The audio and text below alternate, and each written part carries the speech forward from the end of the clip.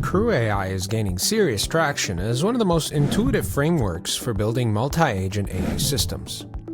Its core idea is simple but powerful. You set up agents with specific roles like researcher, a writer, or a reviewer, and CrewAI coordinates them to collaborate on complex tasks. So what sets CrewAI apart is its ease of use. The framework offers a clean Python API, letting you spin up multiple agents with minimal code while still giving you the flexibility to customize prompts, tools, and memory.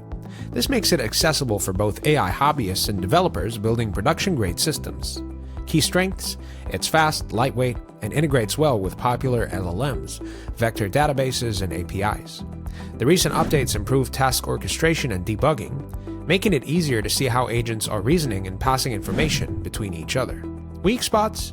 Well, it's still evolving, so certain advanced workflows might require custom tweaks, and while documentation is improving, beginners may need some trial and error to fully leverage its potential.